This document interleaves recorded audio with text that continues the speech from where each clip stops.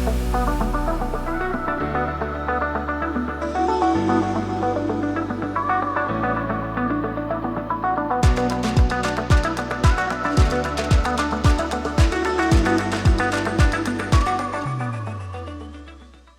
morning, everybody. Thank you for bracing the storm to make it here. So Steve and I were going to take you through about 15 minutes or so where we're going to talk a bit about Snowflake's approach to AI and how we're working very strongly with Dataiku to kind of present value to organizations. Okay, so let me see the slide. So this is all about how Snowflake and Dataiku supercharge value to our customers. So, as Natalia said, we are extremely proud at Snowflake to work with Dataiku. They're one of our top partners, and we work very closely together to help deliver all kinds of different workload value quantifiable to organizations. Like you said, for the third time, they've won partnership awards with us and value integrations and industry competencies across verticals. So really, really strong partnership, and we are proud to be one of the gold sponsors here today. So it wouldn't be a Gen AI session without mentioning that it's existential. It's everywhere. Just as a quick show of hands, who's used ChatGPT? Awesome, I'm in the right room. Who's actually taken one of the algorithms like OpenAI and plugged it in and tried to use it, like one of the models and so forth? Great stuff. Anybody tried plugging it into applications? Anybody tried hooking it further? Absolutely, great stuff. So we notice there's a decreasing kind of level of kind of involvement there, which is kind of normal at this stage because we're embarking on that kind of initial phase. Gen AI, we're seeing it everywhere. It's real, it's here, people are using it. And I think ChatGPT really kind of enabled us to understand for the first time how AI can really be used. Personally, I'm a little scared of AI. I grew up watching Terminator, so I know about Skynet. Sometimes scares the living daylights out of me. But I've been told it's quite good and it's the next phase, Duncan, and get on with it and start talking the right spiel. So here I am today. So, Sam, the guy who kind of talked about from OpenAI, the CEO, he talked about when we're looking at kind of AI and those sort of things, is to look at it not as necessarily as databases of data or facts, but to look at about how we can use it for reasoning, how we can kind of interact with a machine, how we can get it to reason based upon data, because reasoning is all about inferring fact from data, and be able to help us get answers to questions and reason with the data. So we can talk to it, we can look at it, we can use it to help drive conversations to get better insights into our data and drive value. So what we're not looking here necessarily is all about, let's look for facts. It's about interacting with machines, with intelligence, to help us look for reasoning, whether it's deductive, whether it's inclusive, whether it's all the different types of reasoning that we have. It's about using those different capabilities to be able to infer fact from the data that we have. So at Snowflake, we look at where we are. We started back in 2014 when we kind of came out of stealth mode. So we've been around for about 11 years. And I think it's pretty safe to say a lot of people have heard of Snowflake. We came out of stealth mode about 2014, and we disrupted the way that organizations work.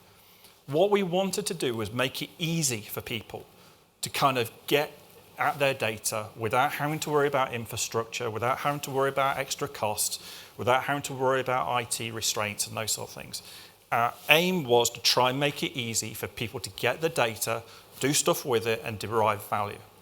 And we've continued that theme as we've gone through. So in 2018, as we developed our kind of innovation themes, we kind of cornered the market and we pioneered a new type of data sharing. So whereas before we were sending data around in FTP files, Dropboxes, and those sorts of things, with Snowflake, we talked about collaborative sharing, where you're opening up access rights to data from different parts of the world. Instead of having to move and copy data, you're querying in situ. And that led to an explosion of the marketplace where we've got over 5,000 different data sets, over 150 different data providers providing different data sets across the board. And next, what we're seeing here today is where we are around things like disruptive AI. So how do we make it easier for people to use AI? How do we make it easier to build applications? So the next thing that Snowflake are doing, and we're doing this today in this kind of innovative piece, is we're helping organizations build applications. We're helping people take that data and use it in a smarter, more kind of value-driven way by allowing them to build applications, allowing them to interact with AI, allowing them to integrate it with LLMs and models and those sorts of things in a much simpler, easier way. We had a snow day yesterday. Everything's called snow at Snowflake. So we had a snow day yesterday. And what that was a whole load of announcements that came out. And one of them was this Snowflake Cortex announcement. And what that is simply an innovation that allows you to look at all the different components of AI and ML and all those pieces out there, because it's quite complicated. You've got to go and download bits from all over the place, plug it together, and make it useful. So in the same way, we're very much complementing the Dataiku approach here, is making it easy for people to bring all these kind of disparate pieces of capability, bring them together where your data is, not having to move your data out left, right, and center, but bring it together to be able to pull all those different new technologies that are out there, but to continue your investment that you've made in the technologies like Snowflake and Dataiku. And we're seeing three kind of typical use cases that are used within the AI piece. The first one is this kind of co-pilot that everybody's kind of used to. Let's chat with the data. Let's ask it some questions. Let's ask it this week's lottery numbers, see if we can kind of kid it. Those sorts of things. Seriously, don't try that. Doesn't end well. I've tried, that's why I'm here.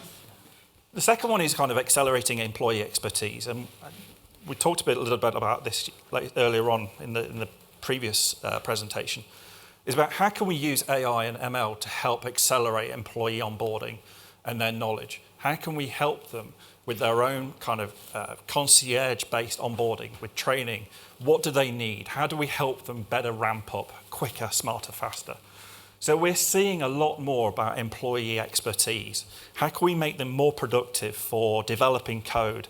How can we make them more productive in learning insights into their data? So there's a very kind of good use case here around helping employees drive extra benefit. And the third one, which we're going to see a demo of in a few minutes from Steve, is kind of document analysis and summarization. So this is all about where you've got humans in the loop, potentially spending lots of cycles, looking at documents, having to wade through, inspect, infer, and analyze, and pass that information on downstream. So I work heavily in the financial services industry. And essentially, what you'll find there is investment companies will spend a lot of time looking at having reams of people. All they do is read documents for research purposes so they can generate what they call alpha for quant investments. And that's about how do I get a quicker, smarter, faster return on my investment. This sort of thing now is being replaced by AI. Kind of sucks for them, but good for investors. What that means is you can actually use some of the technology that will read through documents, analyze them, and intelligently extract the right sort of data and put it into the data where it needs to be inspected for downstream processing. So leveraging Gen AI and LLMs with Snowflake, what I would say about this slide here is don't think about just as an AI strategy as something separate. Look at it in tandem with your data strategy. It's really important that you don't put it off to a separate side. If you don't have a good data strategy, your AI strategy will never execute properly. The people, the companies that are going to win and drive the competitive edge here are the ones that have got their data sorted quicker, smarter, and faster. So it always goes back to the old adage, you've got to have your good data strategy in place before you can start looking at your AI strategy. Okay. And just quickly on this slide before I hand over to Steve, this is about how we look at LLMs and the whole kind of ecosystem here within Snowflake itself. So this is the Snowflake Arena here. And what we're looking at having is being able to bring in external kind of LLM-powered capabilities like semantic search, document AI, and as well as all the Snowpark-contained application services.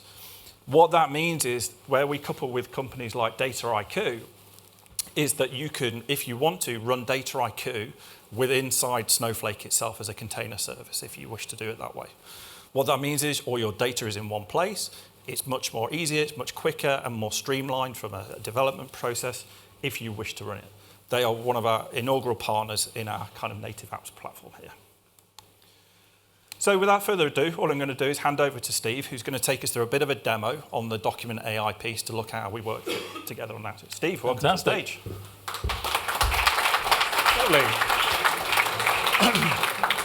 Thanks very much, Duncan. All right, time for the techie bit here. So I'm going to show you one of the ways that we integrate Snowflake into the Dataiku LLM mesh.